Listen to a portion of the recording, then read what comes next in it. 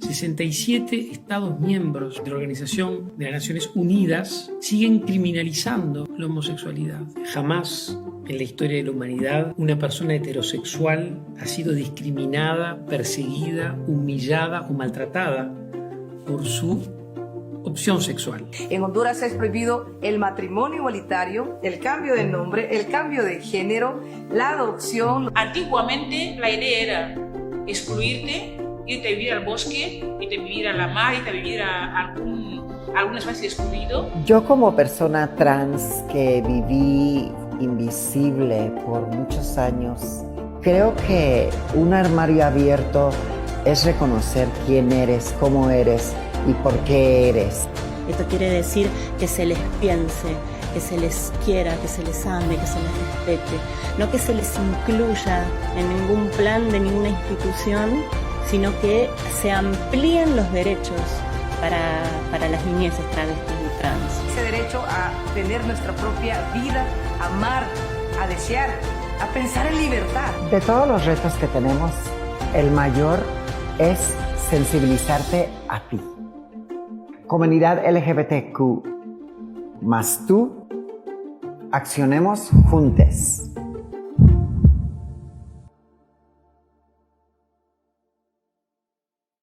Quiero agradeceros que hayáis decidido acompañarnos hoy día para inaugurar Armarios Abiertos. Armarios Abiertos es un encuentro virtual organizado por la Red de Centros Culturales de la Cooperación Española con la colaboración de la Academia de España en Roma, el Centro Niemeyer y Casa de América en Madrid. De esta forma, nos sumamos a las actividades programadas en el marco del 28 de junio, fecha clave para visibilizar la presencia del colectivo en la sociedad y reivindicar sus derechos. Algunos de los objetivos de Armarios Abiertos, además de consolidar el compromiso de la red con la comunidad y promover una cultura tolerante y respetuosa con la diversidad sexual, son visibilizar la diversidad de las realidades LGBTQI+, promocionar y apoyar artistas y creadores LGBT y tejer redes entre iniciativas de diferentes países. La primera edición, llevada a cabo entre el 29 de junio y el 3 de julio de 2020, llevaba como subtítulo Diversidad sexual en la cultura iberoamericana y participaron más de 50 activistas y artistas en las diferentes mesas de debate, presentando un panorama sobre la representación y presencia de la comunidad en cada una de las manifestaciones artísticas y cómo a través de ellas se puede reclamar e imaginar un mundo libre de discriminación. La segunda edición, cuyo subtítulo es Activismo LGBTQI+ en Iberoamérica, inició el pasado 1 de junio y finalizará el próximo viernes 4 de julio. En esta ocasión nos pareció oportuno enfocarnos en 4 aspectos de especial relevancia: infancias LGBT, afrodescendencias e indigenismos LGBT, migrantes y refugiados LGBT y comunidad trans travesti. Voy a dar algunos datos que evidencian la necesidad y la urgencia de tratar estos temas. El acoso escolar por homofobia y transfobia es una de las formas de violencia más extendida en los centros educativos de Iberoamérica. En Bolivia, según el informe de la Red Iberoamericana de Educación LGBTI de 2016, el 70% de los casos de discriminación por orientación sexual e identidad de género en los colegios fue ejercido por parte del profesorado. Ser LGBT y afrodescendiente o indígena incrementa la discriminación y agrava la situación de vulnerabilidad. La organización colombiana Caribe Afirmativo señala que 62 de los 123 homicidios ocurridos entre 2007 y 2016 en la región Caribe contra personas LGBT ocurrieron en contextos afrodescendientes. Las personas LGBT se enfrentan a una grave discriminación, tanto legislativa como social, que no se limita a su país de origen, sino que continúan sufriéndolas durante su periplo a un país seguro, según ACNUR en su informe de 2017.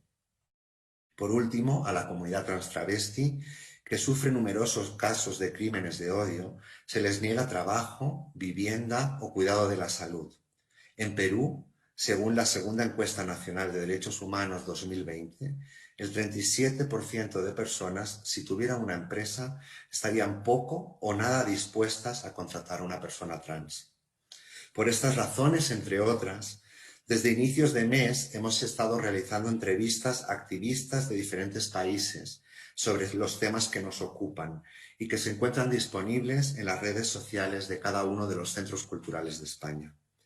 Entre el 28 de junio y el 3 de julio, activistas de diferentes países participarán en las mesas de debate que hoy inauguramos.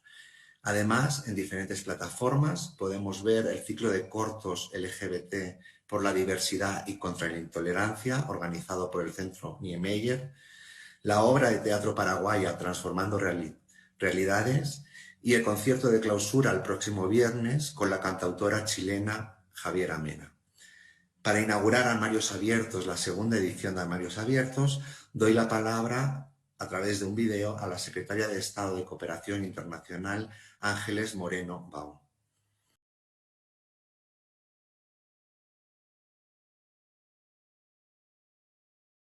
Desde la Agencia Española de Cooperación Internacional para el Desarrollo luchamos contra la pobreza e impulsamos el desarrollo humano sostenible. Concebimos el pleno ejercicio del desarrollo como un derecho fundamental y prestamos especial atención a elementos transversales como los derechos humanos y las libertades fundamentales, la perspectiva de género, la calidad medioambiental y el respeto a la diversidad cultural en consonancia con la Agenda 2030 para el Desarrollo Sostenible.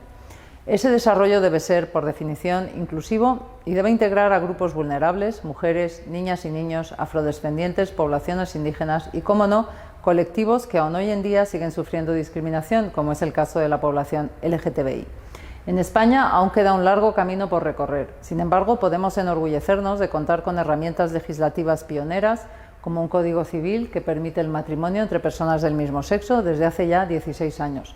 De hecho, nuestro país fue el tercero en aprobar el matrimonio homosexual y el primero en legalizar la adopción monoparental. Además, desde 2007 está vigente en España la Ley de Identidad de Género, que reconoce a la comunidad transexual el derecho a cambio de nombre y sexo en el registro civil. Poco a poco en nuestro país se está construyendo una sociedad más justa e inclusiva, con el objetivo de que ninguna persona acabe quedando atrás. Una de las vías fundamentales para contribuir a dicha construcción social es la cultura. Las manifestaciones artísticas constituyen un poderoso medio a través del que reflejar nuestra realidad, así como denunciar las injusticias. La comunidad LGTBI recurre a menudo al arte como herramienta en su lucha por los derechos sociales y por una plena inclusión en el mundo. La red de centros culturales de la Cooperación Española mantiene un sólido compromiso con dicha comunidad mediante una programación cultural en la que reivindica una sociedad tolerante y respetuosa con la diversidad sexual y a través de la que se pretende visibilizar las distintas realidades, promocionar y apoyar a artistas y creadores del colectivo y tejer redes entre iniciativas de distintos países. En 2020, la Red de Centros Culturales llevó a cabo, en el marco del Día Internacional del Orgullo, el encuentro digital Armarios Abiertos, Diversidad Sexual en la Cultura Iberoamericana, que dio voz al colectivo mediante una serie de conversatorios en línea que versaron acerca de su presencia y representación en las producciones y manifestaciones culturales de Iberoamérica y Guinea Ecuatorial. En paralelo a estas charlas online, se ofreció a lo largo de 5 días un completo programa de videoarte, teatro y música con el objetivo de visibilizar la diversidad cultural en la cultura iberoamericana. La buena acogida y el éxito de participación logrado el año pasado nos ha impulsado a organizar una segunda edición de Armarios Abiertos, que tiene lugar una vez más a finales de junio. En esta ocasión, los conversatorios girarán en torno a 4 realidades del colectivo en Iberoamérica: la de la infancia, la de los migrantes y refugiados, la de los afrodescendientes e indígenas y la de la comunidad trans.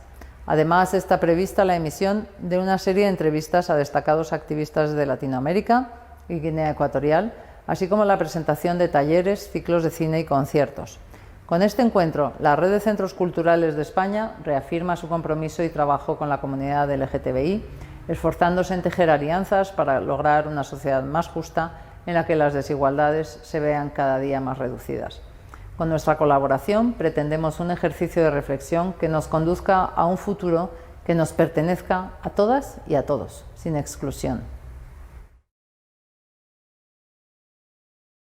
Muchas gracias a la Secretaria de Estado. A continuación, para presentar la mesa de hoy, Ricardo Ramón, director del Centro Cultural de España en San José, Costa Rica. También nos ha enviado un video para dar inicio al día de hoy a la mesa en la que estaremos hablando sobre las infancias LGBT en Iberoamérica. Así que doy paso al video de Ricardo Ramón. Buenos días, buenas tardes. Les envío un enorme abrazo desde Costa Rica. Soy Ricardo Ramón, el director del Centro Cultural de España en este maravilloso país. Me alegra mucho que hoy iniciemos estas mesas de diálogo, porque crear estos espacios de análisis y discusión sobre las dificultades coyunturas que aún hoy se viven en Iberoamérica nos permitirá seguir avanzando en la construcción de una sociedad mejor. Quiero agradecer a la Secretaria de Estado de la Cooperación Internacional, Ángeles Moreno Bau, por sus palabras y por el apoyo que ha brindado a este proyecto desde el principio. Asimismo, deseo extender mi agradecimiento a todos los equipos de los centros culturales de España de la red involucrados y en especial a Juan Sánchez, que es el iniciador del proyecto. De igual manera, agradezco a Tania Morales de México, Luz Ibáñez de Perú, Majo Hernández de Montevideo, Paola Laporte de Chile y Celeste Yaqueta de Argentina por aceptar la invitación a esta mesa. Finalmente, deseo saludar y agradecer a quien moderará la mesa, que es Sia Alarcón de Casa Rara, una organización costarricense que desde el compromiso y la comprensión apoya a las personas, adolescentes y jóvenes LGTBIQ+,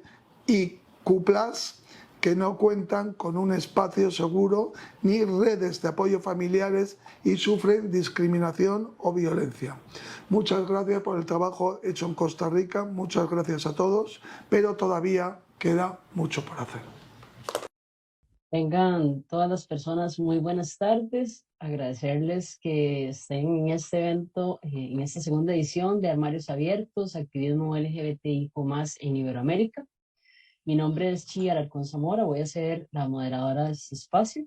Actualmente soy la directora de Casa Rara. Es un espacio seguro para niñas, niños, adolescentes y jóvenes menores de 25 años LGBTIQ+, que está ubicado en Costa Rica y que tratamos de buscar garantizar espacios seguros para que las infancias LGBTIQ+, puedan ser libremente.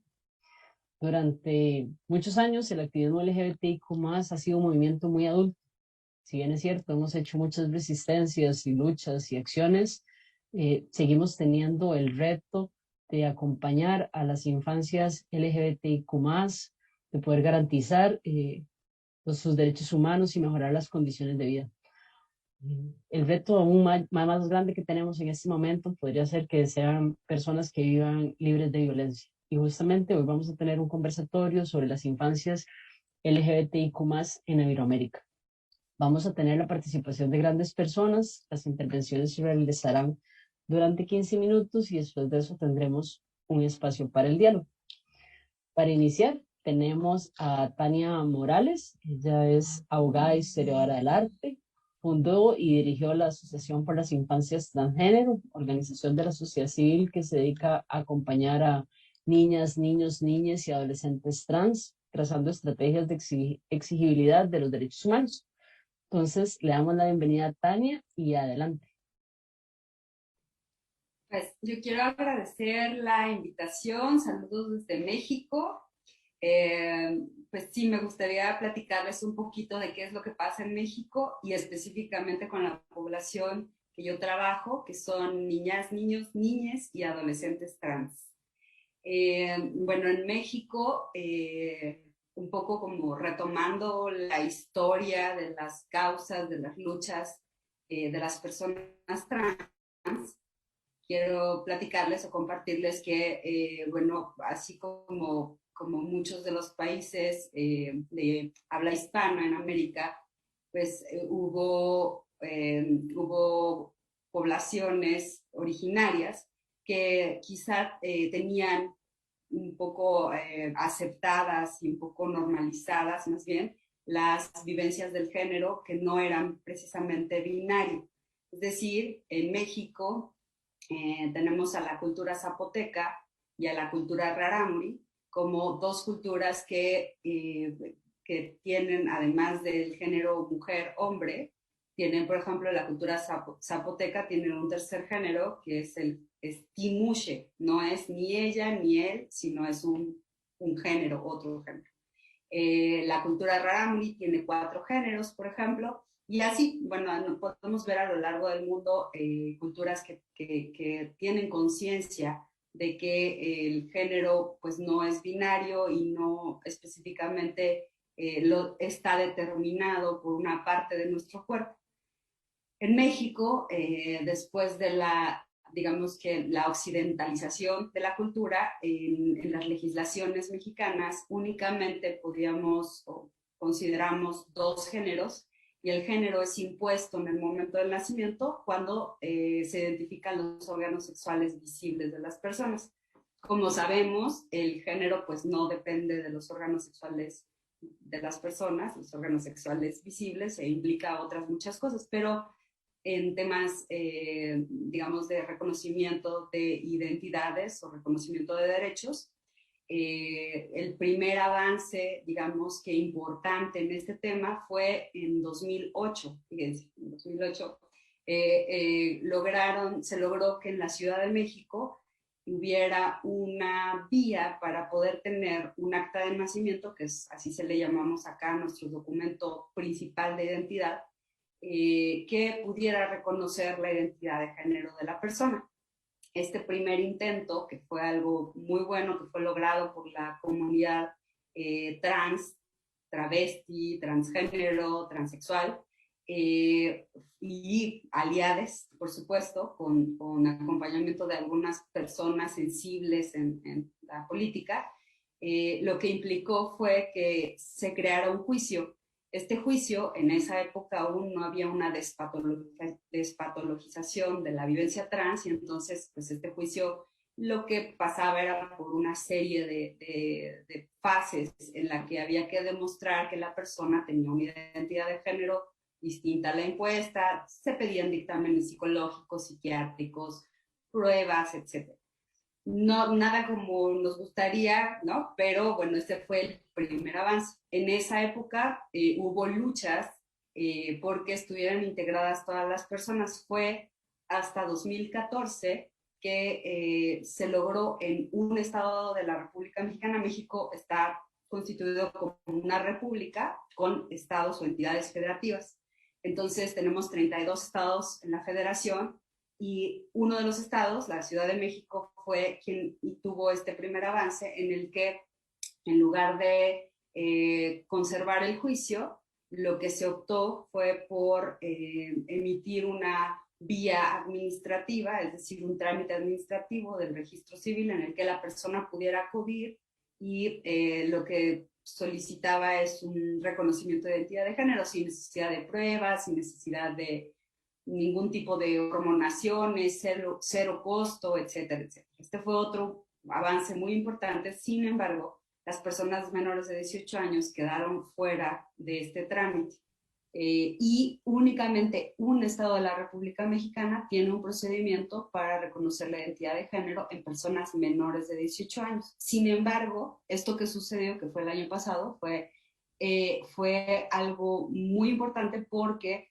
no pasó a través de una legislación, es decir, no tuvimos que someter a votaciones en congresos este avance, sino que el gobernador de un estado, de Jalisco, emitió un acto de autoridad, que es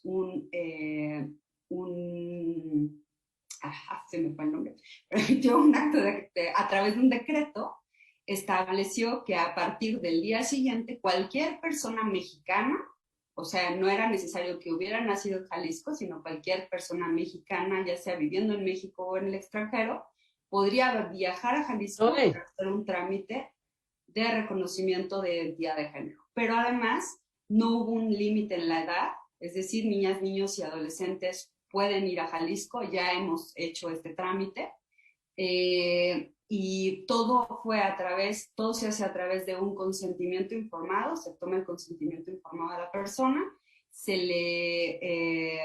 pide el acompañamiento, eso es algo muy, muy, muy importante, el acompañamiento de al menos una de las personas que ejerzan patria potestad o tutela. Esto es importante porque la Asociación para las Infancias Transgénero trabajamos con familias, con hijas trans, y sabemos que el 85% de las veces somos las madres quienes acompañamos a la persona trans. Entonces, una legislación o un decreto o un trámite que pidiera que se incluyera madres y padres, pues no iba a ser de provecho para infancias trans.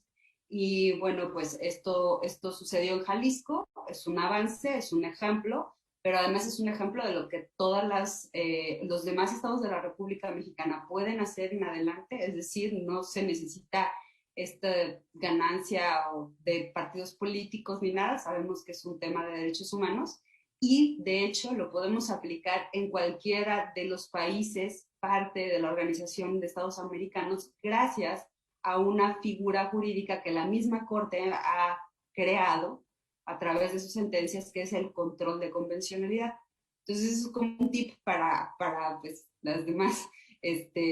los demás países que requieran de avances, pues se puede comenzar empujando a través de amparos, de juicios, e incluso proponiendo legislaciones o entablando directamente digamos que relación con personas que estén en el poder ejecutivo. En este caso, la Organización de Estados Americanos fue quien acompañó a Jalisco y que permitió hacer esta forma de exponer este decreto. No sé si, creo que por ahí ya me he quedado media corta con el tiempo. Muchas gracias. Y ahí seguimos platicando. Muchas gracias, Tania, por su intervención. Creo que es muy importante esto de visibilizar las estrategias que hemos estado teniendo en los diferentes países para el avance y la garantía de los derechos humanos de las infancias LGBTIQ+, y sobre todo las infancias trans que requieren de acciones afirmativas para poder ser reconocidas, digamos, en su identidad. Ahora vamos a tener la participación de Lucy Ibáñez. Ella es presidenta de It Get Betters Perú.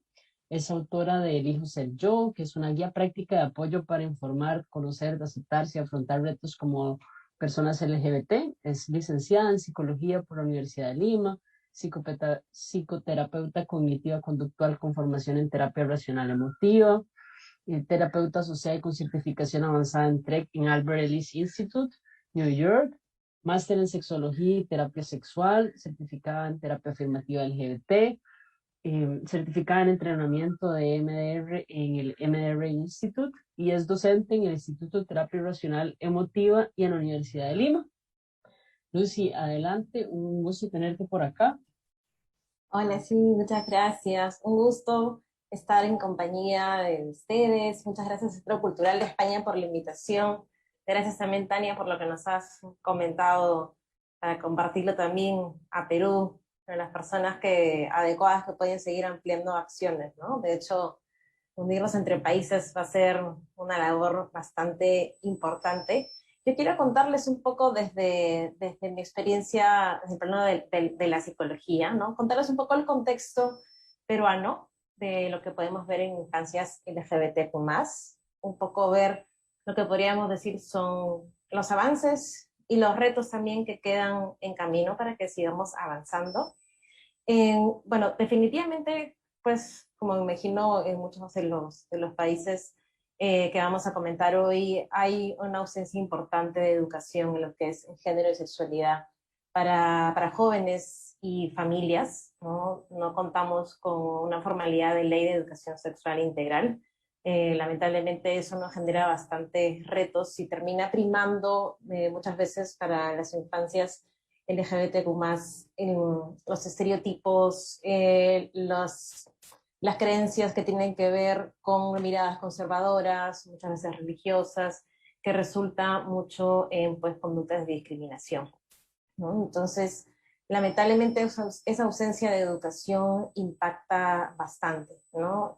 No solamente desde los jóvenes, sino también desde las familias, ¿no? Y lamentablemente ahí pues se nos hace complicado poder avanzar en lo que tiene que ver con retos del Estado, ¿no? Hay un activismo fuerte en contra del enfoque de género, ¿no? Lo cual puede generar bastantes limitaciones, a diferencia lamentablemente de otros países quizá pues hay estos retos, no contamos con una ley de identidad de género, de unión civil, ¿no? De educación sexual, hay ciertas limitaciones pues que han impedido ese avance. Definitivamente sé y probablemente compañeros que están involucrados en el aspecto legal, ¿no? Podrán comentar más a detalle y específico las acciones que se han realizado para avanzar en ello, pero actualmente, digamos, son retos que existen, que son reales y generan pues diferentes limitaciones, ¿no? Y enfocado a la salud mental, yo trabajo bastante con jóvenes de la comunidad y si bien, como comentaba, hay muchos retos de lo que tiene que ver de parte del Estado, sí puedo decir que hay avances en lo que tienen que ver con acciones de entidades privadas, ¿no? O ONGs, organizaciones sociales, agrupaciones juveniles, ¿no? Entonces hay interés de diferentes personas para no... Creo que siempre es bueno cuando hablamos de retos y acciones, ¿no? Justo hoy día que es el Día del Orgullo, no solo quedarnos con lo que no está, sino también quedarnos con lo que va avanzando, con lo que va mejorando, ¿no? Hay muchas acciones que faltan por hacer y no podemos negar eso, pero creo que es importante ver cómo las cosas pueden estar avanzando. Desde el hecho que estamos en un evento como hoy, ¿no? Ya es una señal de que hay cosas que están avanzando, ¿no? Entonces, en lo que tiene que ver con términos, por ejemplo, de salud mental, ¿no? Estos contextos que les comentaba respecto de educación, sociedad conservadora, ¿no? Retos, digamos, en lo que tiene que ver con leyes desiguales. Definitivamente esto impacta en que los contextos para jóvenes de la comunidad no favorezcan a su salud mental, ¿no? Más que nada en pandemia, ¿no? Definitivamente aquí en Perú hemos tenido bastantes momentos de cuarentena, ¿no? Y pues estar en un encierro con familiares que discriminan, ¿no? Es bastante complicado, y si bien ahora hay probablemente más oportunidades pues, para salir de casa, definitivamente para los más pequeños es la vacuna todavía va a llegar mucho más adelante aquí en Perú, entonces las limitaciones de contactar con tu comunidad o compartir otros espacios más inclusivos, más diversos, de manera presencial se ve bastante limitado, ¿no? Entonces, sí encontramos, y aquí hablo un poco, no solo de yo como terapeuta con mis pacientes, sino también en It Gets Better Perú, es una organización que apoyamos a jóvenes LGBT, tenemos un servicio de chat psicológico gratuito, dirigido a jóvenes de la comunidad, pues, y nos llegan diversos casos a nivel nacional, no solo Lima, que es la capital, sino ciudades lejanas también que pueden tener acceso a Internet. Y realmente la realidad para los más pequeños es bastante retadora, ¿no? Y como les comentaba, más ahora en pandemia. Entonces, creo que por lo menos acciones, ¿no? Si bien como comentaba, pues nos falta avanzar bastantes pasos en lo que tiene que ver con acciones del Estado, creo que algo que podemos reconocer que es importante que está avanzando es la visibilidad, ¿no? Veo ahora, ¿no? Lo que comentaba hace un momento, ¿no? Que existan eventos como este ya es un impacto importante de visibilidad que se le puede dar a la gente más joven. Entonces creo que si podemos mencionar algo en Perú importante que está avanzando es esto, ¿no? Hay más importancia en hablar sobre diversidad, ¿no? En hablar sobre infancias trans, en hablar, digamos, de jóvenes LGBTQ+ a nivel interseccional también, ¿no? Entonces, todos esos puntos creo que son bastante importantes de no olvidar, porque son cosas que están sucediendo también. Escuchar los testimonios, ¿no? Y experiencias e historias de personas que quieren comunicar su voz es un recurso bien importante, ¿no? El aspecto psicológico también creo que nos aporta algo importante. Existen pues algunos recursos a lo que los jóvenes pueden llegar, donde encuentren apoyo de enfoque afirmativo, apoyo psicológico de enfoque afirmativo, ¿no? Si bien It Gets Better fue una de las primeras que generan acciones de apoyo psicológico, también ahora hay otras organizaciones que generan diferentes tipos de actividades, ¿no? Artísticas, de apoyo psicológico, ¿no? recursos, material escrito, ¿no? Todo esto, si bien no nos permite hacer a veces esa acción colectiva a nivel Estado, sí permite que ciertas organizaciones generen acciones individuales que hagan que esa información llegue a los jóvenes peruanos que lo necesitan, ¿no? Entonces creo que esa parte termina siendo valiosa y ahí nos ha podido servir la virtualidad, digamos. Nuevamente hago la acotación para la población que cuenta con Internet, porque a veces damos por sentado que no tienen acceso a Internet y pues no es así, lamentablemente.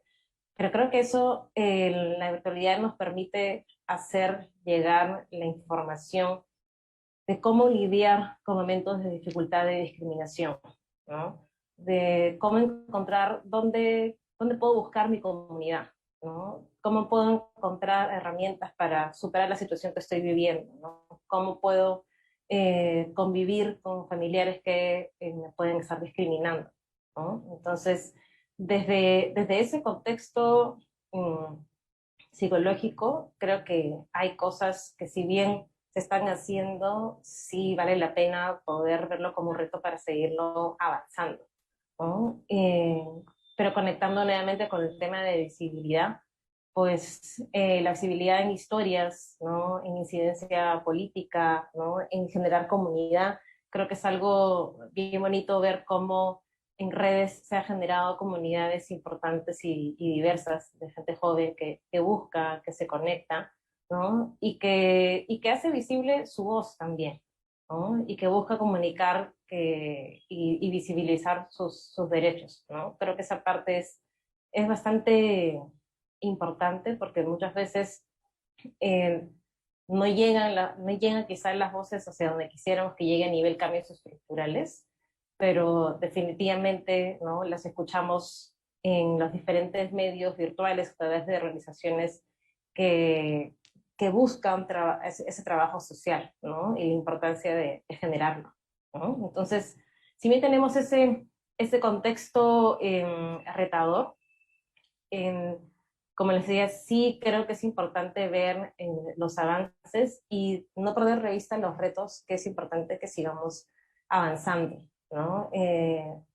A mí me encantaría que desde Perú se repliquen algunas acciones positivas que vemos en otros países, ¿no? Hermanos de Latinoamérica, ¿no? Porque hay todavía muchas cosas para avanzar, ¿no? Tenemos justo en la actualidad un cambio pronto de presidentes, cambios políticos, hemos tenido varios cambios este año. Para Perú ha sido un año retador y difícil, y los nuevos caminos que se nos vienen a nivel gobierno han generado bastante una mirada no con mucho optimismo, digamos, de nuestra comunidad, ¿no? Porque no vemos que eso traiga luces muy positivas para la situación, ¿no? Pero yo veo que dentro de todo esto igual hay una acción individual bastante importante de esperanza y de mantener la voz de forma visible, ¿no? Entonces creo que esa parte es bastante importante, como no perderla de vista. ¿Escuchan sonido? No sé si me estaban pasando la voz. Sí, te escuchamos, te escuchamos. Ok, perdón, eché el micro. Sí, entonces, como les decía, ¿no? El tema que tiene que ver con avances y retos, creo que es una parte importante de señal de un deseo de acciones por espacios más inclusivos, ¿no? Ahora creo que es algo que se está generando cada vez más, el hecho de encontrar con eventos, ¿no? De organizaciones que se preocupan por la salud mental de los jóvenes, ¿no? Eso evidencia realmente ese interés en querer, digamos, generar más comunidad, ¿no? Para los más pequeños. Yo lo veo mucho por ejemplo, con mis pacientes más jóvenes, el nivel de aislamiento que puede haber justo ahora en pandemia, lamentablemente influencia presencia de dificultades a nivel psicológico, ¿no? Fomenta depresión, ¿no? Fomenta situaciones de repente de aislamiento, ¿no? Entonces todo eso va sumando, digamos, evidencia que es importante que trabajemos, ¿no? En avanzar estos puntos, ¿no? Desde el plano psicológico, ¿no? Desde el plano de leyes, que es tan importante, Y la parte de educación, que fue lo primero que mencioné justo al comenzar a hablar el día, ¿no? La parte de educación es fundamental, realmente trascendental para que podamos seguir avanzando en esto, y creo que es uno de los puntos más importantes que en nuestro país nos toca avanzar, ¿no? Definitivamente eso va a ser un punto importante. Muchísimas gracias por su atención, un gusto estar con ustedes hoy día. Muchas gracias, Lucy. Yo creo que el tema de cómo vivimos en el closet, o cómo nosotras, las personas LGBTIQ+, tenemos que lidiar con la vivencia del closet, y de repente tener la posibilidad de salir de nuestras casas era como la oportunidad de un respiro de ese closet, ¿verdad? El closet no necesariamente tiene que ser terrible, pero podría, digamos, ocupábamos espacios para salir, y que las personas LGBTIQ+, infantes, no puedan hacerlo en este momento, sin duda genera alguna presión, sobre todo si viven con familiares que no sean respetuosos de su orientación, identidad y expresión de género. Muchas gracias. Ahora vamos a pasar con Majo Hernández de Uruguay. Ella es educadora sexual, educadora popular y máster en programación neurolingüística. Es compositora e intérprete de música para niñas, además de tallerista de expresión musical y corporal. Trabaja desde 1990 con niñas y niños, centrando su trabajo en promover tiempos y espacios de juego, creatividad y expresión desde una perspectiva de género y diversidad. Forma parte del equipo docente del curso de formación en educadores sexuales del Instituto de Formación Integral Sexur, integrante de la Mesa de Diversidad de Montevideo, y desde el año 98 da cursos, seminarios, talleres de formación docente en educación sexual, género, diversidad, educación por el arte, infancia y creatividad, concepción de infancia y educación en Montevideo y interior del país, en Chile, Argentina y Bolivia. Entonces, Majo, adelante, bienvenida. Muchísimas gracias. Buenas tardes, buenas noches para todas, para todos. Celebro como ustedes celebraron y celebramos juntos en comunidad. En primer lugar, este día de conmemoración de lucha. Sabemos que estamos acá y todo lo que hemos avanzado ha sido gracias a quienes nos han precedido. Y bueno, me parece importante destacar en primer lugar lo subversivo que es hablar de la sexualidad en las infancias, ¿no? Como tradicionalmente la sexología ha puesto en latencia o en cuarentena lo que tiene que ver con la sexualidad infantil, y cómo traer esto de que la sexualidad está activa desde el momento en que nacemos, ¿no? Me parece subversivo estar hablando en este momento de lo que tiene que ver con la sexualidad de las niñeces, y lo celebro. Y muchísimo más subversivo es poder pensar en niñeces o en infancias LGTBIQ+, ¿no? Y me gustaba, antes de ir específicamente a cuál es la situación de mi país, de Uruguay, preguntarnos, bueno, ¿de qué hablamos cuando hablamos de infancias LGTBIQ+, ¿no?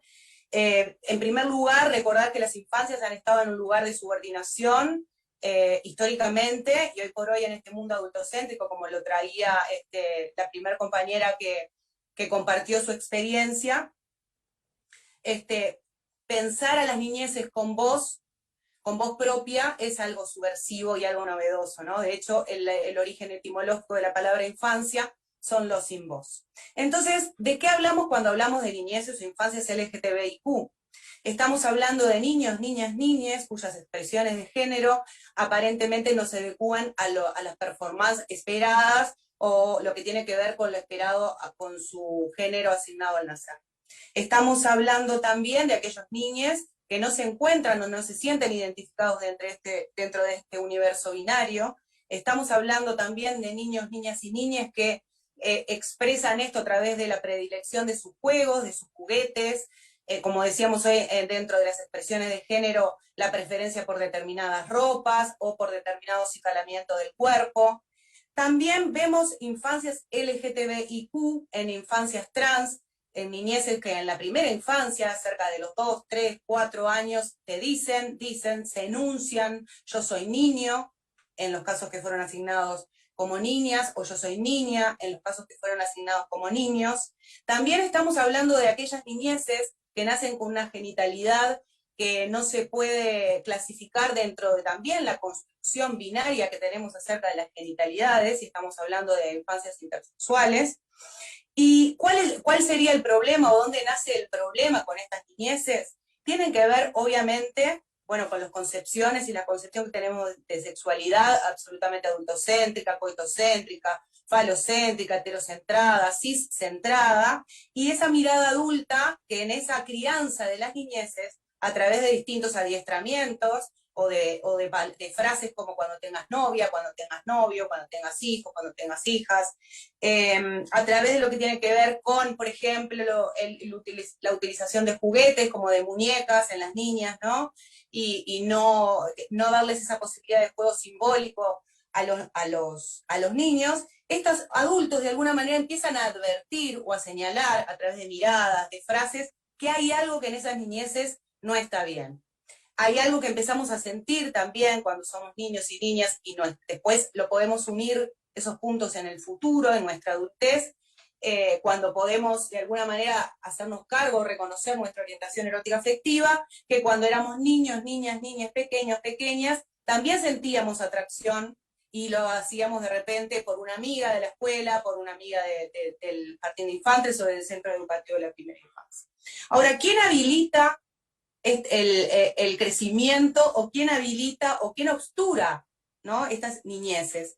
Entonces, en primer lugar, me parece que bueno, la ciencia, la medicina, al hacer sus conjeturas a partir del tacto biológico, como decía una compañera, ¿no?, de los genitales externos, ahí ya construye una performatividad única, binaria y excluyente para esos cuerpos en miniatura, ¿no?, para esos niños y esas niñas. Entonces, ¿quiénes de alguna manera podríamos poner aquí en el concepto de infancias LGTBIQ? A todas las personas que de alguna manera en la adultez, en la juventud, en la adolescencia nos identificamos con una orientación erótica afectiva diversa o distinta a la heteronormada, las infancias y las niñeces trans, las niñeces e infancias intersexuales.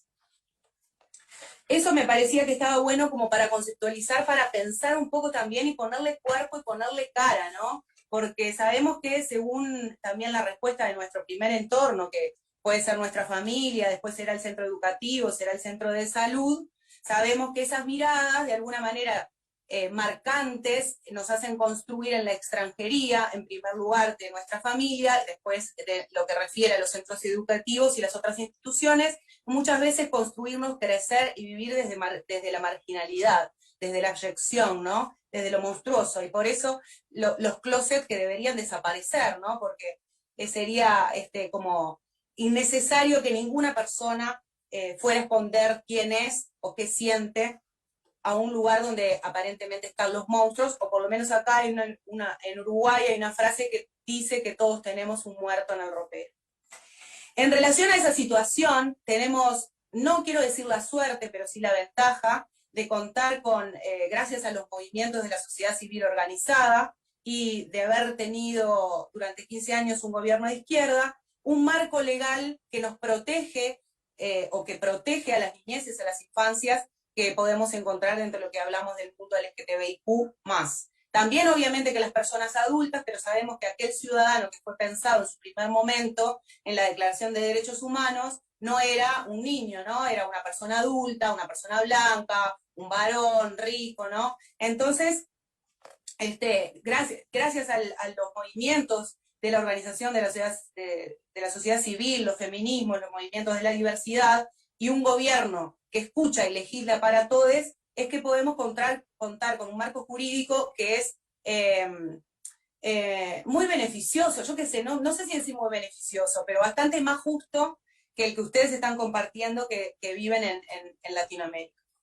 En relación a lo que tiene que ver con aquellas niñeces que podemos ubicar que se podría decir que sus expresiones de género se escapan a lo esperado, o podemos encontrar a personas adultas que se identifican con orientaciones eróticas afectivas homosexuales o bisexuales, que si rebobinan y van a sus niñeces, encuentran muy asertivamente esos momentos de discriminación en los centros educativos, en la familia, en el barrio. Entonces nosotros contamos con la ley 19.580, que es la ley de violencia hacia las mujeres basadas en género, cuyo artículo 6, el literal D, que tipifica los tipos de violencia, incluye como violencia de género a la violencia por prejuicios y a la orientación sexual, la identidad de género y la expresión de género.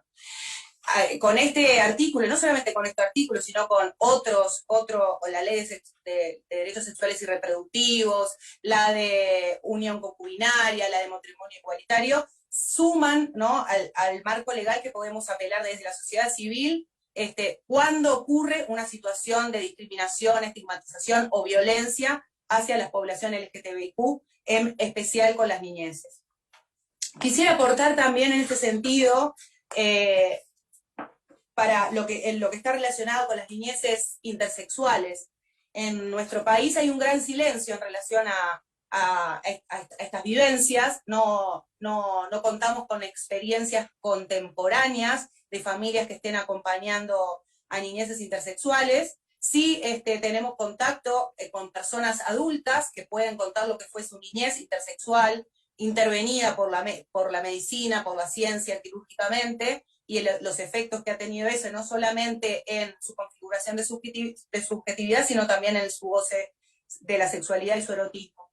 Y en esta misma ley de violencia de género nos encontramos con un artículo 22 en el literal J, que habla de protocolizar las intervenciones intersexuales, prohibiendo los procedimientos médicos innecesarios. Entonces ahí tenemos una protección muy fuerte para las niñeces intersexuales, en las que no podrán ser intervenidos quirúrgicamente ni decodificados por la ciencia y por las familias, sino que eso, en el caso de tomar una decisión de intervención en el cuerpo, va a ser cuando, digamos, en relación a una decisión voluntaria, teniendo en cuenta la autonomía progresiva de la niña, ¿no? Pero va a tener que ser grande y por decisión personal.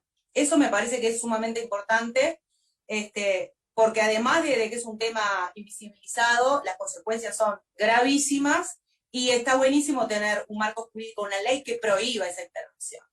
Pesquisando y preguntando a la comunidad científica y la comunidad médica, no podemos tener la seguridad 100% de que todavía no sucedan a escondidas este tipo de intervenciones, pero por lo menos dentro de la oficialidad, dentro de lo que tiene que ver con el sistema integrado de salud, estas cosas no pueden suceder.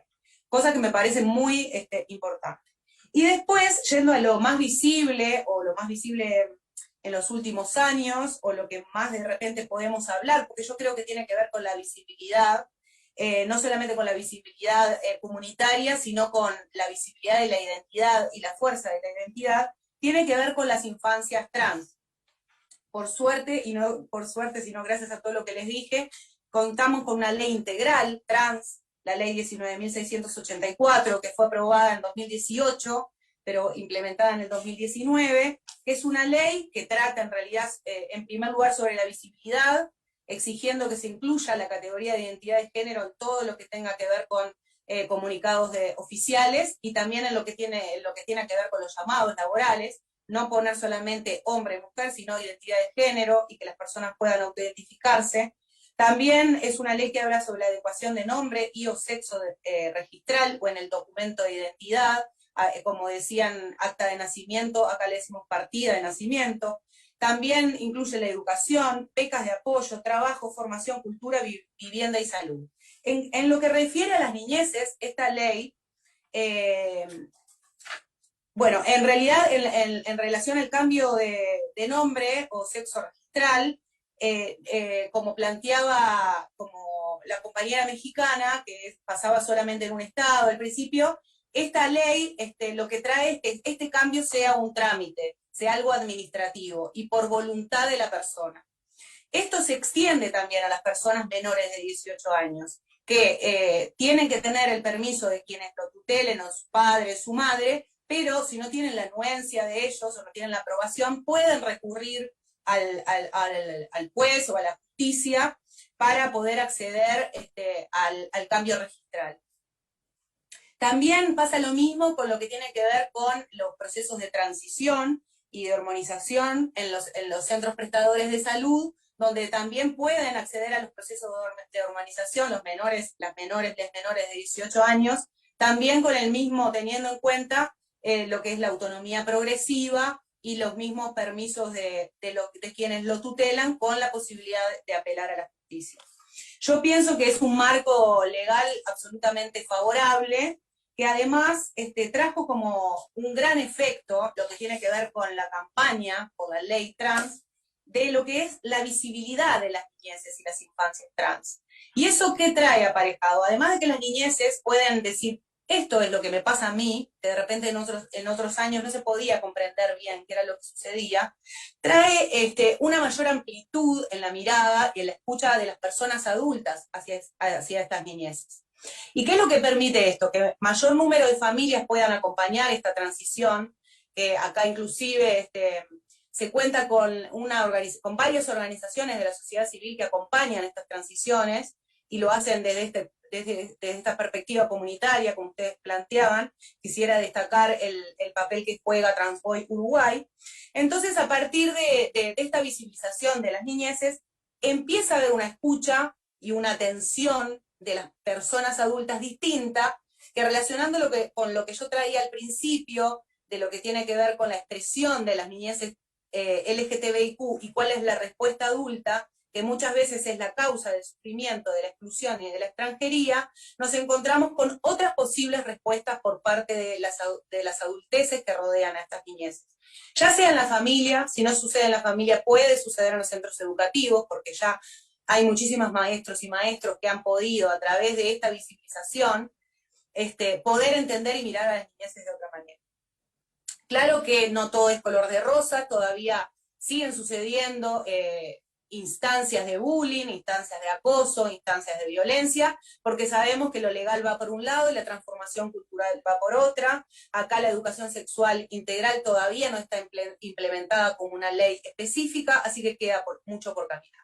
Y lo último que quería decir, y con esto voy cerrando, es que hoy por hoy también encontramos como amenaza un proyecto de ley que se encuentra en el Parlamento para ser tratado, en el que la ley sería un proyecto de ley de educación sexual, en la que plantea que la educación sexual debe pasar a la órbita de la familia. ¿Por qué dice? ¿Por qué fundamenta? Porque dice que la sexualidad tiene que ver con la intimidad. Eso lo vemos como una amenaza, ya que pasaría a ser el criterio de la familia el que tendría que establecerse dentro del centro de educación, y también la familia elegiría el docente, la docente, el docente que impartiría la educación sexual. Esto todo influenciado por lo que tiene que ver con los movimientos de la neoderecha, aliados con algunas religiones, que hoy por hoy están ocupando bancas dentro de nuestro país, y que de alguna manera identificamos como un avance para como una amenaza para estos grandes avances que hemos tenido en este último tiempo. Muchísimas gracias por la escucha y espero que sirva para ir transformándonos como comunidad. Muchas gracias, Margot. Yo creo que sí, el tema de los silencios de los estados sobre las personas intersexuales y sobre las infancias LGBT es sin duda un reto que tenemos que enfrentar. Vamos ahora a continuar con Paola Laporte, ella es de Chile, es abogada, trabaja hace años defendiendo y promoviendo los derechos humanos de las personas de la diversidad afectivo-sexual y además pertenece a la Fundación Vanguardista Divergente de la ciudad de Concepción en Chile. Entonces, Paola, adelante. Hola, buenas tardes a todos. Bueno, un placer estar aquí con ustedes, con estas grandes mujeres que también contribuyen día a día, ¿cierto?, en sus respectivos países a erradicar la discriminación. Bueno, les voy a contar un poco acerca de qué sucede acá en mi país. Les tengo que decir que desde 1999, que parte todo esto, porque ahí recién se eliminó el delito, ¿cierto?, de la sodomía aquí en Chile. Entonces, o sea, antes de eso ha habido toda una historia de discriminación y de vulneración de derechos. Recién en el 2012 tuvimos nuestra primera ley, todo gracias al gran esfuerzo de muchos y muchas, obviamente, personas, ¿cierto?, que estuvieron ahí dando la pelea y la lucha, muchos que incluso ahora ya ni siquiera están. Y gracias al esfuerzo de las organizaciones de la diversidad, se pudo lograr esto, que en el 2012 fue la ley antidiscriminación.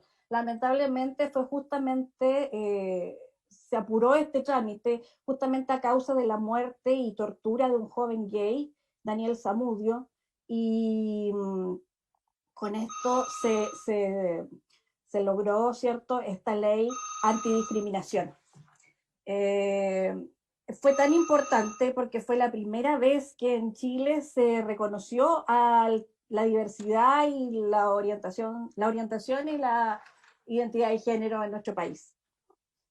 Con respecto específicamente a la niñez trans, se podría decir que aproximadamente, este es un tema súper nuevo acá, se podría decir que como desde el 2016, 2017, recién, justamente como la compañera Tania decía, gracias a toda esta declaración que hubo, ¿cierto?, que movilizó a todo el continente, se pudo visibilizar este tema de la infancia, porque antes estaba totalmente invisibilizado.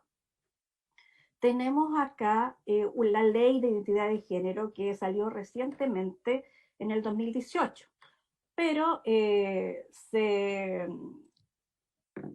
entró en vigencia en el 2019 luego de la elaboración de 2 reglamentos.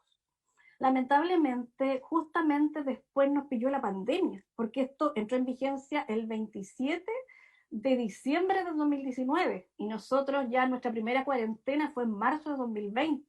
Entonces, lamentablemente, esto quedó a medias.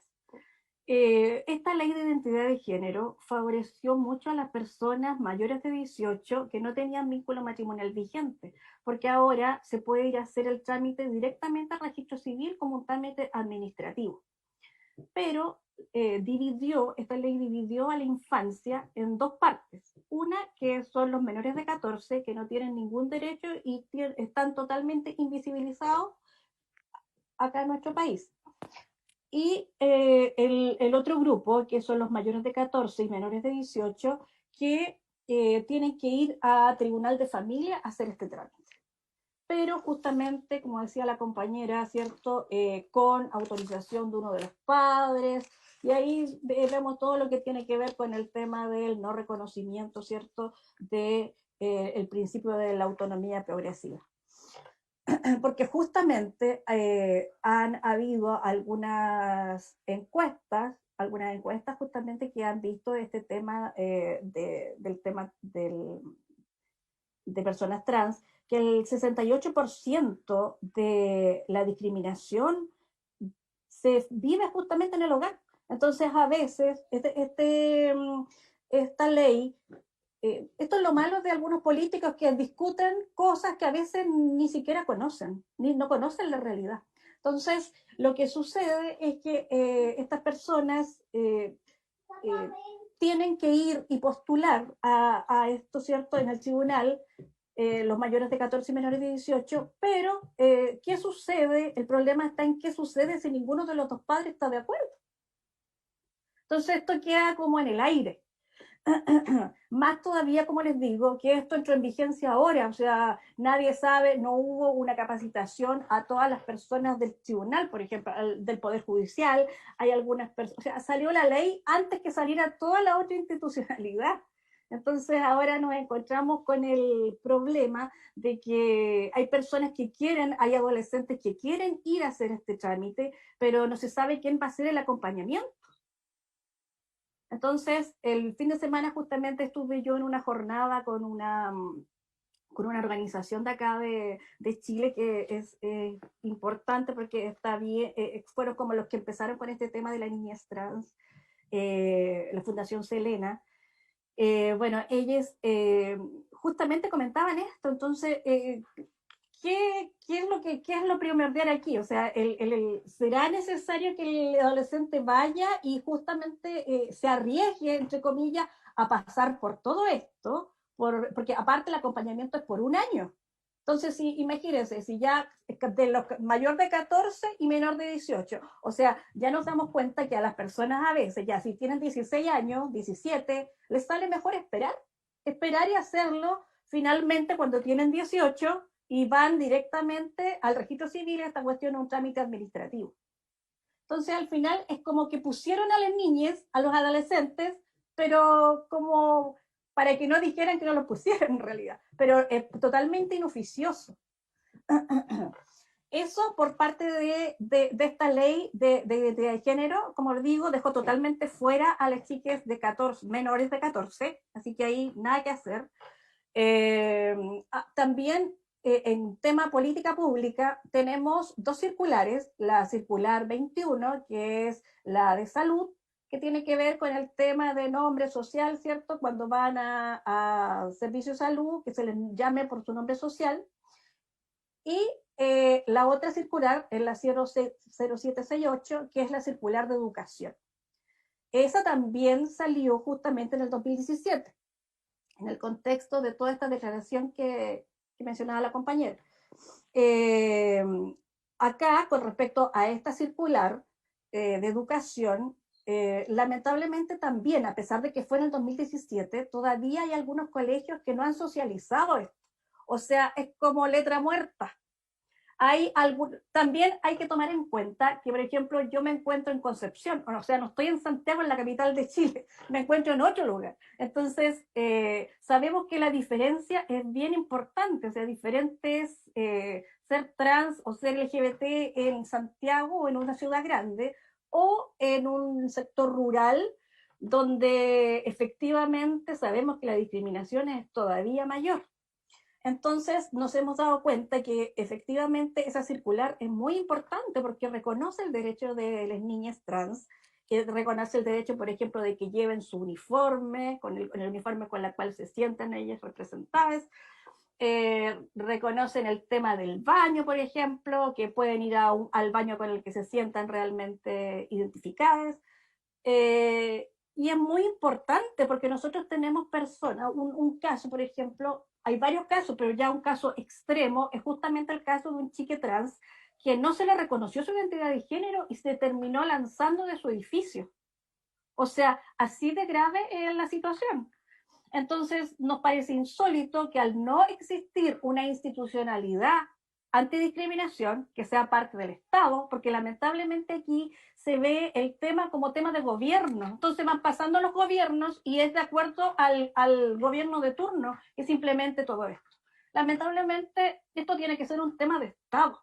Entonces, al no ser así, justamente tenemos que estar lamentando todas estas situaciones, que a pesar de que está esa circular, son justamente las organizaciones de la diversidad las que estamos como tratando de capacitar profesores. O sea, es algo totalmente que no corresponde, porque si bien es cierto, nosotros lo hacemos con todas las ganas, ¿cierto? Con todas las ganas de ayudar y tratar de contribuir, pero la verdad es que esto tiene que ser un tema de Estado.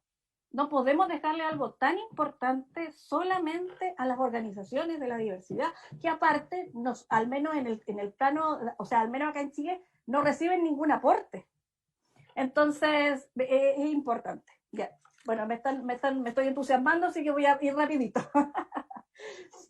Bueno, por otro lado también tenemos el tema de los derechos filiativos. Ya salimos del tema trans, vamos ahora a qué sucede con las familias homoparentales y lesbomaternales. Acá en Chile no tienen opción, no hay ningún reconocimiento para esos hijos de esas parejas. ¿Por qué? Porque no existe ningún mecanismo administrativo que pueda registrar a esos niños. Entonces, una madre biológica es la madre simplemente, pero la otra madre no tiene ningún derecho. Y así hemos tenido varios casos en que lamentablemente fallece la madre y la compañera no tiene ningún derecho, o sea, los niños se van con los otros familiares que no han visto nunca. Entonces, es súper importante. Bueno, pero como me queda poco tiempo, tengo que decir que a pesar de todo esto, tenemos mucha esperanza en el futuro. ¿Por qué? Porque como saben, nosotros estamos en vías de una nueva constitución. Entonces, pensamos que ese va a ser un impulso súper importante porque en esa nueva constitución van a participar 7 personas que son de la diversidad. Salieron 7 constituyentes, incluso hay una persona, uno de ellos trabaja participa con nuestra organización y salió electo. Entonces ya hay otra mirada, va a haber otra mirada. Entonces tenemos la esperanza de que ahí, por ejemplo, se pueda ver el tema, ya reconocer constitucionalmente el tema de la identidad, que es tan importante. También el tema de la ley de educación sexual integral, que aquí en Chile tampoco lo tenemos. El tema de que se vuelva a discutir el tema de la ley de garantías para la niñez, porque lamentablemente fue sacado por el Ejecutivo del Congreso. O sea, ese tema ya tampoco se discute acá. Entonces, tenemos toda la esperanza, como digo, de que todo esto vaya evolucionando y que con la nueva Constitución se pueda llevar finalmente a cabo este reconocimiento y también se pueda ver, por ejemplo, el tema de las familias, que se reconozcan a todas las familias, porque en estos momentos solamente se reconoce, ¿cierto?, constitucionalmente la familia heterosexual. Así que, de todas maneras, que, como digo, me quiero quedar con esto, tenemos toda la esperanza en el futuro para, se me está acabando el tiempo, así que te doy el paso, compañera. Muchas gracias por escuchar. Muchas gracias, Paola. Definitivamente muy interesante. Creo que yo siempre me hago la pregunta como qué pasa en la noche entre que tengo 14 años o que las personas tienen 14 años y que cuando cumplen 15, como qué pasa a las 23:59, que parece que la gente va a tener otros derechos o otras condiciones. No sé quién lo visitará, si es un hada, no sé, o sea, no, algo debe pasar, o no sé qué piensa la gente que pasa esa noche, que parece que ya tengo derecho a la posibilidad de acceder como a otros derechos humanos o a otros reconocimientos, inclusive. Cuando pasó lo de Daniel Zamudio, para nosotros fue muy impactante. Y recuerdo que en Costa Rica hicimos una serie de actividades para ir a la Embajada de Chile porque nos parecía indignante como personas jóvenes que no pasara nada y que el resto de América Latina y el Caribe como que no se pronunciara. Entonces creo que Daniel siempre está como en el corazón de un montón de activistas jóvenes de esa época. Claro que ya tal vez no somos tan jóvenes ahora, pero todavía seguimos luchándola. Ahora, ya para ir hacia la última persona, no por eso menos importante, estamos justos en el tiempo, todos hemos hablado un montón, no sé si me va a dar tiempo de hacer preguntas, tengo muchas cosas que decirles, así que voy a darle el pase a Celeste Yacheta. Ella es argentina, es psicóloga, es comunicadora y es referente de la comunidad trans argentina, así que adelante, Celeste, bienvenida.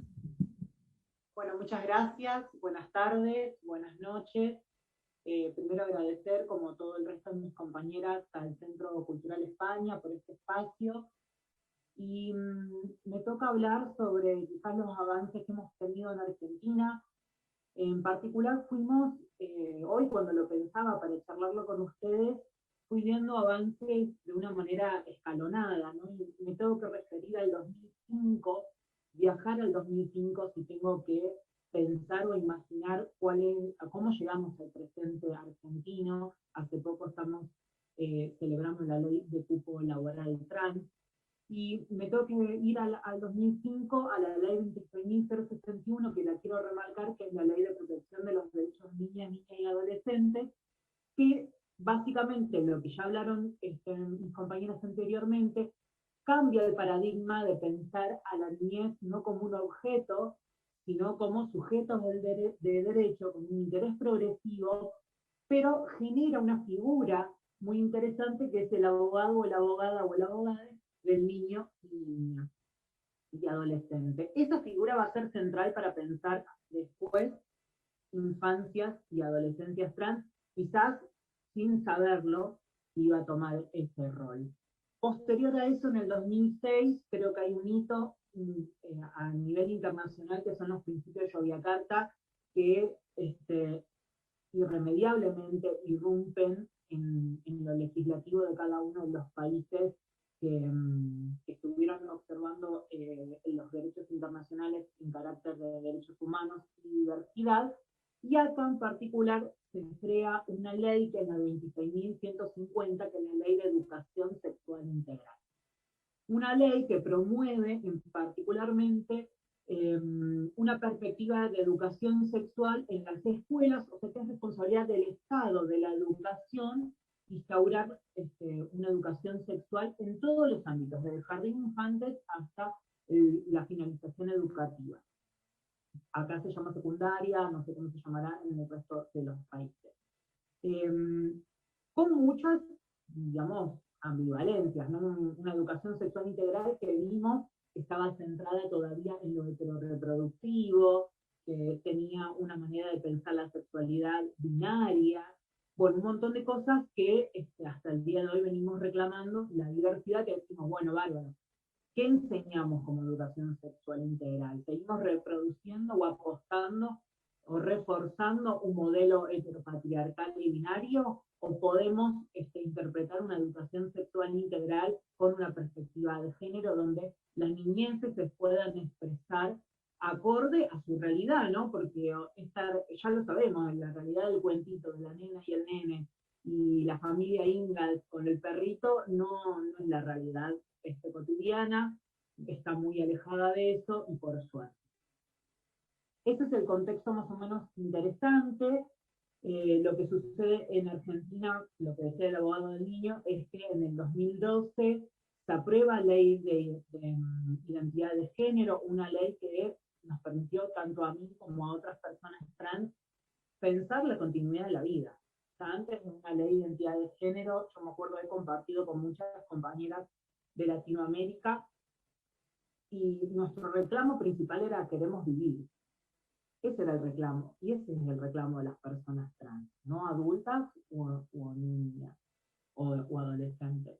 Es queremos vivir, que el Estado no nos mate, que la gente no nos mate, tener regulaciones que nos permitan la continuidad de la vida. Una vez que se consiguió, la ley de identidad de género permitió eso, tener un marco legal, esto que está muy lindo escrito en la legalidad, a mí me gusta traducirlo acá, ¿no? En lo cotidiano, en el tangible, en mis compañeras muertas o desaparecidas o las que pudimos continuar con vida, ¿no? Y lo que permitió la ley fue eso, y pensar qué más tenemos que refinar. Esa ley, la ley de identidad de género, también incluye a las infancias. Un artículo en particular que habla de aquellos menores de 18 años, que pueden acceder al cambio registral de manera administrativa siempre y cuando sus padres o progenitores estén de acuerdo.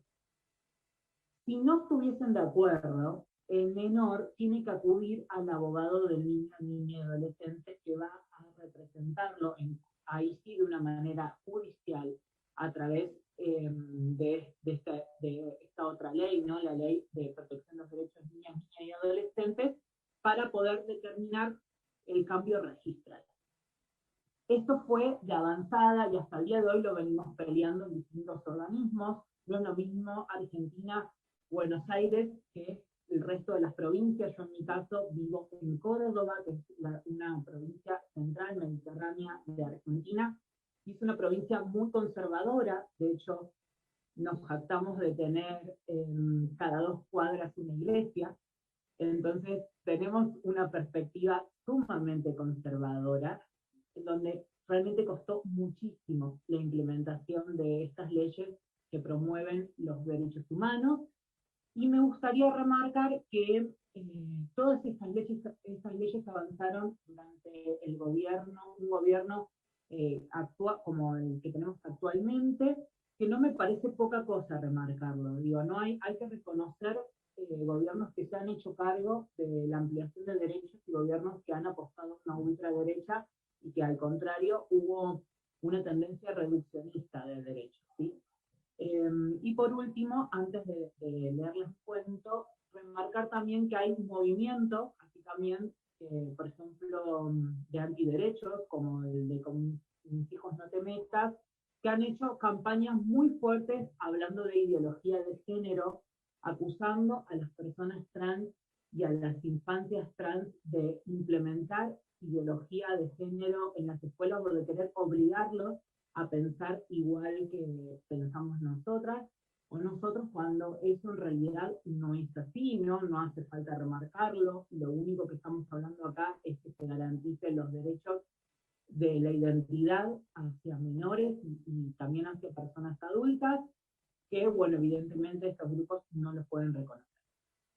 Y antes de olvidarme, también en el 2005, junto con la doctora Laura Cantore, de la Fundación Una Puerta, a la cual pertenezco, se hizo un estudio que fue su postdoctorado, que se llama Personas intersexuales iguales ante la ley, porque hasta ese entonces, hasta el 2006 aproximadamente, El nacimiento de una persona intersex, al igual que en infancias, al igual que sucedía con las personas trans, aquí en Argentina nacían bajo un código que era emergencia social y familiar. O sea, vos no tenías ni un niño, ni una niña, ni un niño, sino una emergencia social y familiar con todo lo simbólico que eso implica, ¿no? Nacer bajo ese título. ¿Qué sucedía? Tanto el profesional como los padres decidían, de alguna manera, la sexualidad o el género que le iban a asignar a ese menor de una manera quirúrgica, una manera después hormonal, y etcétera, etcétera, ¿no? Esto por suerte pudo ser modificado. Hoy se espera a que el niño manifieste su género, que preguntarle cuál es el género al cual quiera ser asignado, y finalmente eso me parece como un logro gigante para poder acompañar los derechos de los niños. Yo les traje un cuento, por esto de que no soy muy buena hablando, soy más buena escribiendo, creo, no sé, me lo dirán ustedes, y que tiene que ver con algo que hablaba recién el director del Centro Cultural Lima, si no me equivoco, de España Lima, que tiene que ver con una problemática que estuve escuchando que se repite en todos los países, que es la escuela. La escuela como institución, la escuela como institución cristalizada en el siglo XIX, la escuela como perpetuadora de un estándar de persona, y la escuela también como un sistema represivo, ¿no? Como una idea de quiénes son los humanos que queremos y sirven y quiénes no. ¿Y qué pasa con esos que no? Y cómo los repulsan los mecanismos de la escuela, y qué enfrentan los niños, niñas y adolescentes que a través de la Fundación La Puerta nos estamos instaurando bajo el término abuso infantil, ¿no? Y eso es importante remarcar. Cuando una institución como la educativa, en este caso las escuelas públicas, hacen omisión de los derechos de los niños y los violentan, estamos hablando de abuso infantil, y hay que ponerle ese título para poder entender dónde estamos parados. Bueno, no hablo más y les voy a leer el cuento, si vamos bien con el tiempo, ¿sí? Vamos bien con el tiempo. Me quedan como 6 minutos, así, entonces... Bueno, esto habla un poco del paso sobre la escuela aquí en Argentina, una Argentina antes de la identidad de género, pero que todavía lamentablemente es actual. Tenía 13 años cuando la profesora de biología se me acercó a mí con total dramatismo. ¿Qué tiene puesto? Escupió sin dejar de mirarme fijo. Esto no puede ser, en su casa podrá hacer lo que quiera, pero acá está en una escuela, no en un conventillo. Terminaba la frase como aire y prosiguió. ¿A usted le parece llevar eso? Y me señalaba el rostro, como si me hubiese encontrado infragante en alguna especie de delito que ni ella podía identificar con claridad, pero que sin lugar a dudas estaba dispuesta a corregir. Acompáñeme, Giacheta. Siempre me llamaba por el apellido, marcando la distancia y la diferencia con el resto de mis compañeros, ellos que no necesitaban ser normalizados. Cuando sos una persona diversa, distinta, rara, etcétera, etcétera, etcétera, una de las primeras cosas que aprendes desde muy temprana edad es a bloquear. Bloqueas comentarios burlones en la mesa de tu familia, bloqueas los gritos de la calle, bloqueas que de fondo siempre exista alguien señalándote y usándote de chivo expiatorio de sus propias inseguridades, y también llegas a bloquear tu propio ser, ese que te pide libertad. Así fue como, por supuesto, usé mi habilidad adquirida y bloqueé con mis propios pensamientos el alboroto de mi salón, cuando fui escoltada por la suma inquisidora de la moralidad y pontífice de la corrección hacia el pasillo de la escuela que llevaba a la sala de profesores. Para mi sorpresa, al llegar a la sala estaban todos ahí. No faltaba ni el profesor de educación física, al cual odiaba profundamente por su afección a hacerme jugar al fútbol. Yo conocía de sobra el motivo por el cual estaba perseguida y por el cual me había convocado a esa sala llena de educadores y otras yerbas. Me paralicé por unos segundos, intenté retroceder, pero un certero empujón de mi carcelera personal me obligó a ponerme al sector de acusados. ¿Qué pasó ahora?, preguntó con tono irónico la preceptora mirándome de arriba abajo. Y, mira, la de biología me agarró las pestañas como si fuera la prueba irrefutable de mi infracción. Vino con rímel ahora. Para ese momento, yo respiraba tan rápido y mi corazón estaba tan acelerado que lo sentía en todas partes de mi cuerpo. Transpiré, me avergoncé de mí misma. Me sentí una cosa horrorosa y con necesidad de desechar. Rompí en llanto. Bajaba de mi cara lágrimas negras del rímel robado a mi cuñada.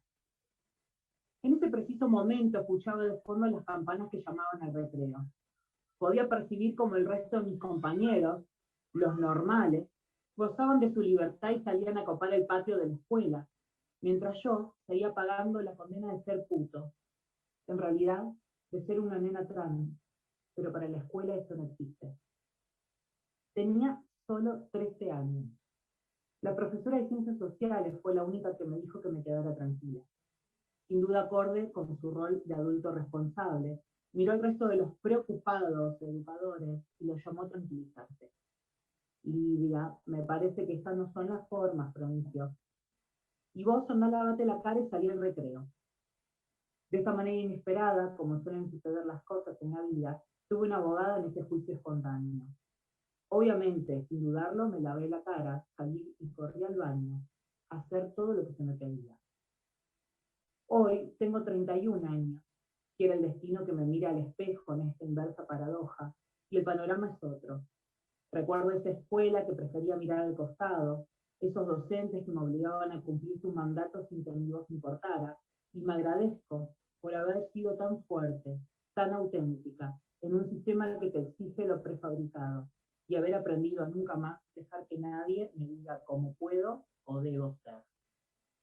Este es un cuento dedicado, obviamente, a la experiencia por el paso del sistema educativo, una realidad que lamentablemente venimos denunciando y remarcando aún hoy, esto es de 2010, 2011, y aún hoy, 2021, son prácticas que todavía seguimos teniendo en la actualidad, a pesar de los marcos legales ya mencionados.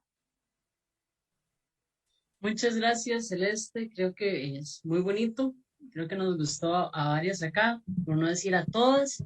Estamos un poquito cortas con el tiempo. No sé si hay alguna que dice, yo no me puedo ir de este foro si no pregunto esto. Entonces, habilitar el espacio, chicas, por si alguna quiere hacer alguna pregunta o algún comentario para ir terminando.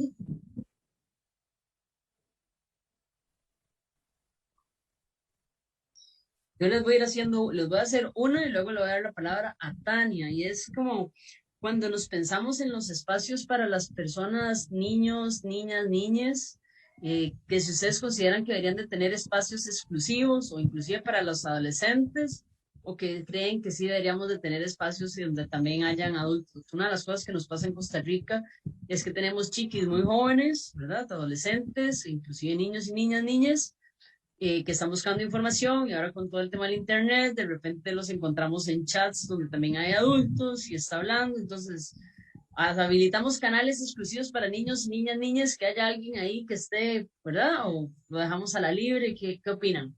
Le voy a dar la palabra a Tania para que también hagas, si quiere responder, y también haga su pregunta, y luego ahí vamos, si van levantando la mano. ¿Está bien? Adelante, Tania. Gracias. Pues yo creo que es importante que haya espacios para niñas, niños, niñes, sus pares, digamos, y que por otro lado haya espacios para adolescencias, y que por otro lado haya espacio para familias que incluyan, no sé, las familias se constituyen de diferentes formas, ¿no? Y algo que me parece sumamente importante, yo he visto que funciona muy bien y que genera esta sensación de comunidad, es el espacio intergeneracional en personas trans. Me parece que es fundamental. Yo creo que las personas trans se pueden transmitir saberes desde cualquier edad, ¿no? O sea, he visto personas de 60 hablar con niños de 5 o 6 años. Es hermoso lo que sucede en ese momento, la magia que ocurre. Y también algo que es bien importante acá en México, lo que hemos tratado de hacer es que las familias nos consideremos parte de la comunidad trans.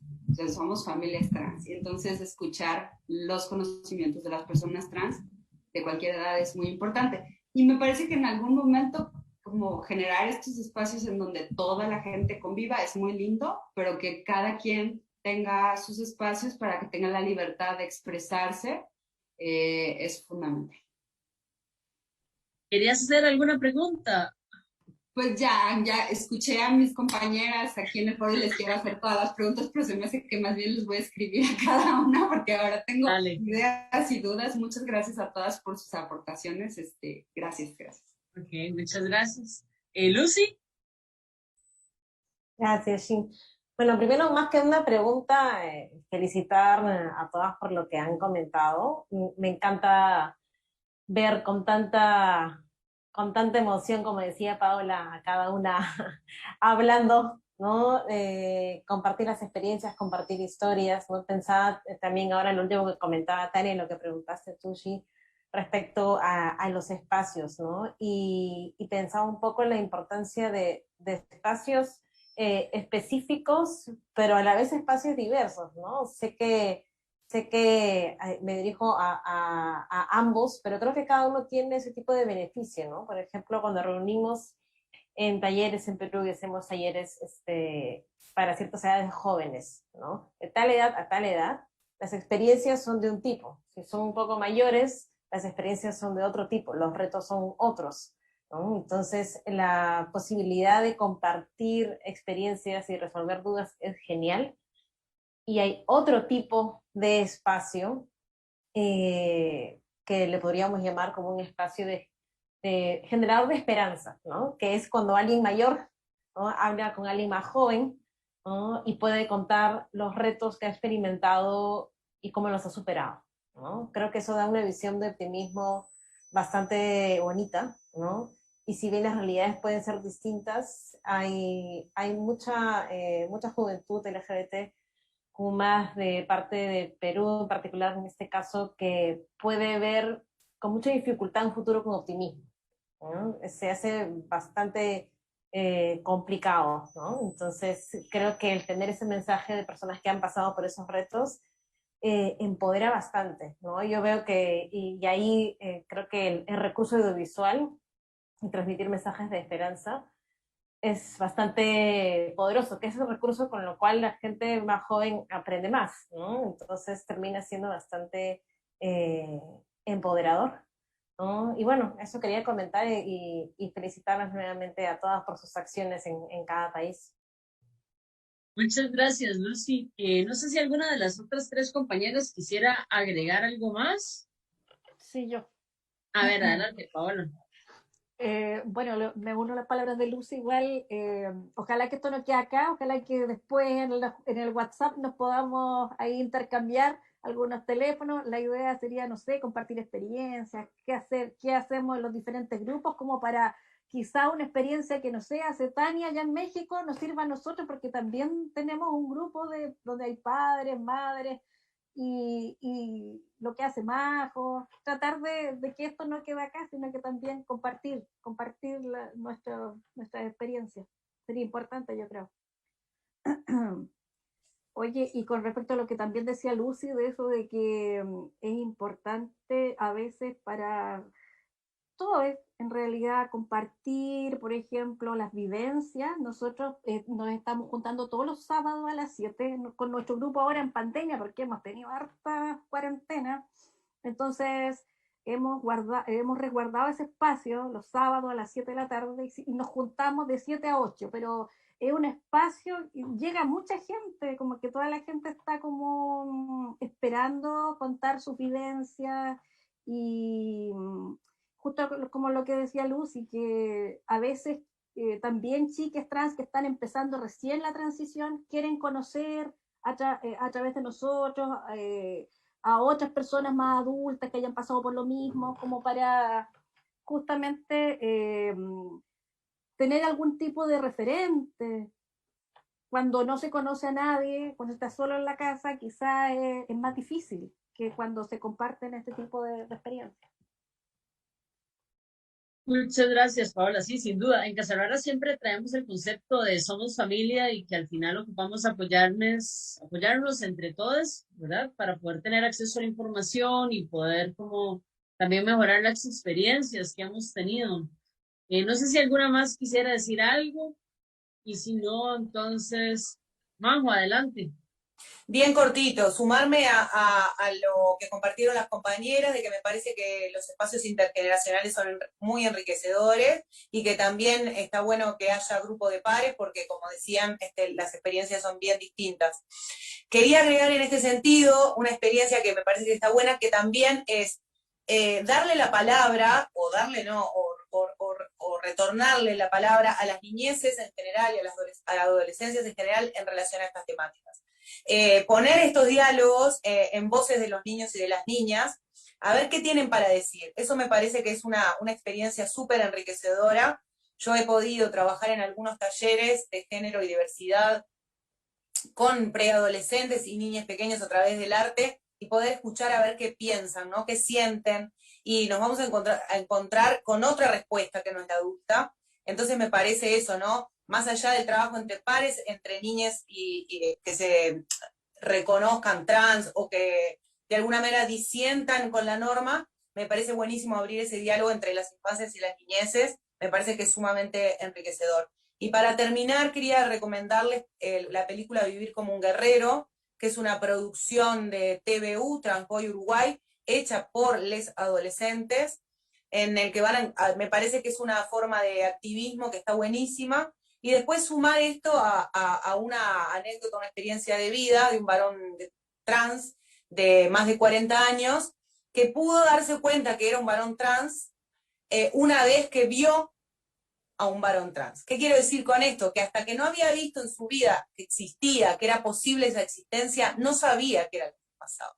Hasta que no ve en Gran Hermano, no sé si ustedes conocen lo que es el programa de Gran Hermano argentino, un varón trans, y lo ve y dice, esto es lo que me pasó a mí toda la vida. Entonces me parece que los modelos y los referentes adultos, adultas, adultes, muchas veces son muy importantes para las niñeces, para poder saber lo que les pasa, además de que acompañarlos en esto de aventurarse a ser quienes realmente somos. Muchísimas gracias a todas, a todes y a Centro Cultural España por la invitación y por generar estos espacios. Bueno, le agradezco a todas las personas que han estado siguiendo esta transmisión, a las compañeras que nos acompañaron compartiendo sus saberes. Creo que el intercambio fue muy rico. Creo que igual vamos a tener seguramente como muchas más preguntas. Quiero agradecer al Centro Cultural España por haberme invitado a moderar esta mesa con estos mujerones. Así que les invito a que sigan viendo las actividades y muchas gracias por el espacio. Que tengan buena tarde y buena noche.